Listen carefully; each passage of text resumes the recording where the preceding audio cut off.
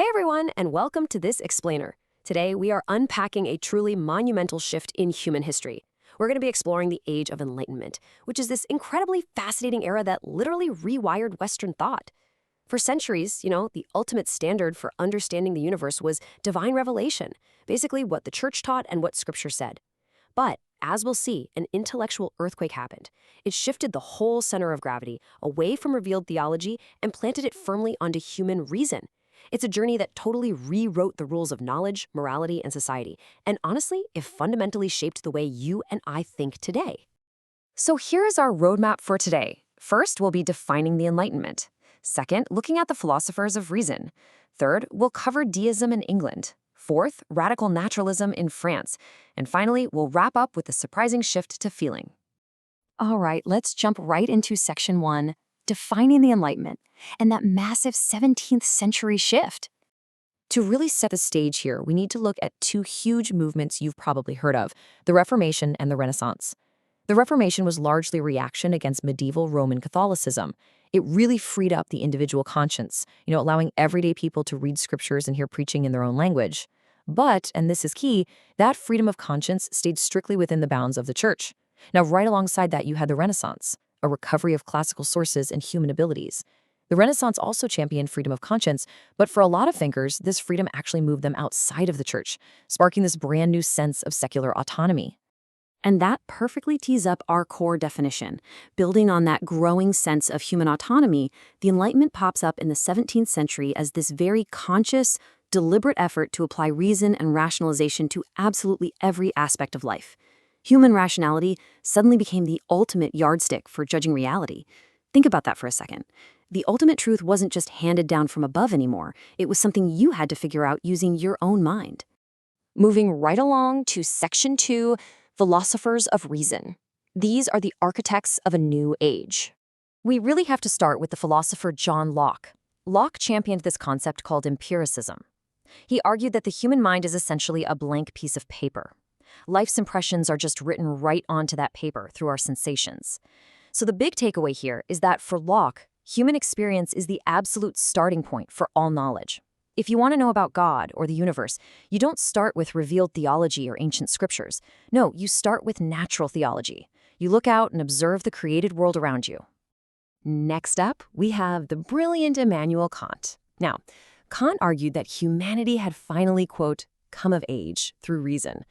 But what's fascinating is that he also recognized reason has its limits. He was actually influenced by his upbringing in a German movement called Pietism, which was all about combining the mind with the heart. Because of that, Kant argued you can't actually know God purely through cold, hard rationality. Religion requires faith. But he heavily linked religious action directly to ethical mandates. To get a grip on Kant's approach to ethics, just imagine this scenario for a second. You're driving down the street, and the person in the car right in front of you rolls down their window and just tosses a bag of fast food trash onto the side of the road. It's incredibly frustrating, right? But what if everyone did that? What kind of world would we actually be living in? Well, that brings us right to Kant's most famous philosophical rule, the categorical imperative. Kant essentially said you've got to think of the consequences of your actions if they were universalized. If everyone threw trash out the window, the world would literally be an unlivable dump, so therefore, don't do it. While this is an absolutely brilliant ethical mandate, it also signaled a massive shift. Thinkers were starting to reduce religion down to simply ethics and living a virtuous life, which kind of pushed other historic theological truths right to the margins. All right, let's cross the channel for section 3, deism in England, and this concept of the watchmaker god. So English deists absolutely believed in a creator god, but their concept of this god was pretty unique. They visualized God as this cosmic watchmaker. According to this view, God designed the incredibly intricate clockwork of the universe, wound the whole thing up, and then just stepped back. He doesn't actively intervene in the day-to-day mechanics of the world. He just sits back and watches it tick. To really wrap our heads around this, let's quickly rapid fire through the 6 main pillars of English deism, as outlined in our sources. Number 1, they believed in a creator god. 2, they highly valued human free will, which was a huge reaction against ideas like predestination. 3, just like Kant, they emphasized living a virtuous, moral life. 4, they believed in a sort of vague afterlife with rewards and punishments. 5, They held reason in the absolute highest regard. And 6, they heavily relied on natural theology, basically looking at the beauty and design of nature to understand God. Though, actually, as critics later pointed out, they sort of conveniently ignored the less beautiful parts of nature, like, earthquakes and plagues. Now, this rational approach produced some massive bestsellers at the time. A guy named John Toland wrote this manifesto called Christianity Not Mysterious, and he argued exactly what the title suggests, that absolutely everything about religion can be understood entirely by human reason. There is zero mystery. Then Matthew Tyndall took it even further in his book Christianity's Oldest Creation.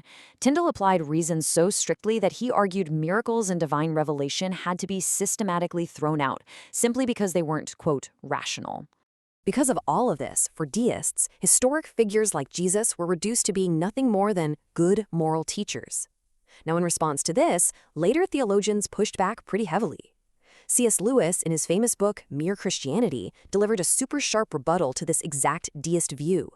Lewis argued that because Jesus claimed to be divine, you can't logically just call him a nice moral teacher. As Lewis famously put it, based on his claims, he must be either a liar, a lunatic, or Lord. You really can't have that middle ground the deists were trying to claim. Okay, shifting gears now to Section 4, Radical Naturalism in France, and we'll see France's dramatic escalation. To understand why things got so radical in France, you have to look at the socio-political context. By 1789, right around the dawn of the French Revolution, roughly 1/4 of all the land in France was owned by the institutional church. 1/4 of it. Many everyday folks viewed the church as just this wealthy institution that was nearly propping up the French royalty. So there was this intense, simmering anger. And reason? Well, it was about to be weaponized. Let's map out exactly how this philosophical escalation went down in France. It's basically a 3-step journey. We start with Spinoza, who introduced pantheism. Then the rhetoric heats up dramatically with Voltaire's anti-institutional morality. And finally, the whole movement takes a massive pivot with Jean-Jacques Rousseau's focus on the inner life. Let's zoom in on step 1.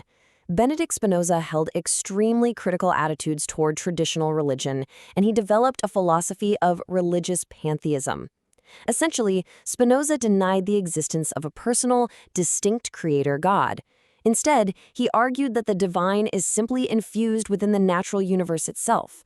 You don't go find the sacred in a church, you find it out in the brooks, the trees, and the mountains. But as Spinoza was mild, Voltaire was an absolute wrecking ball. Voltaire held deep disdain for the institutional church and organized religion. He reduced religion purely to morality and famously used the rallying cry, "Crush the infamy," whenever he talked about the church. He launched vile, aggressive attacks, which unfortunately were often laden with strong anti-Semitism, as our sources point out, against traditional theology. In France, reason wasn't just a tool for understanding anymore, it was a full-blown weapon used to dismantle institutional authority. Which brings us to our final stop. Section 5, the shift to feeling, moving beyond strict reason. This introduces us to Jean-Jacques Rousseau. Now, even though he was born in Switzerland, his impact was massively felt in Paris and later in America. Rousseau proved the limits of the age of reason by completely pivoting away from it. For Rousseau, the hallmark of religion wasn't some intellectual argument or a rational natural theology. No, it was feeling. It was raw emotion and the inner life. He advocated for a return to nature, a retreat from the greed of the burgeoning industrial world, to find true natural morality. So Rousseau acts as this ultimate transition figure. He bridges the gap from the highly rational Enlightenment straight into the emotional, feeling-driven era of Romanticism that would go on to dominate the 19th century. Which leaves us with a pretty profound question to ponder today. We've seen society shift from trusting divine revelation to trusting absolute human reason, and then pivoting again to trust internal human feelings. If the age of strict reason ultimately found its limits, is the future of human belief defined simply by what we feel? It's a really fascinating thought to end on, and honestly, a perfect setup for our next historical exploration. Thank you so much for joining me for this explainer, and keep questioning the world around you.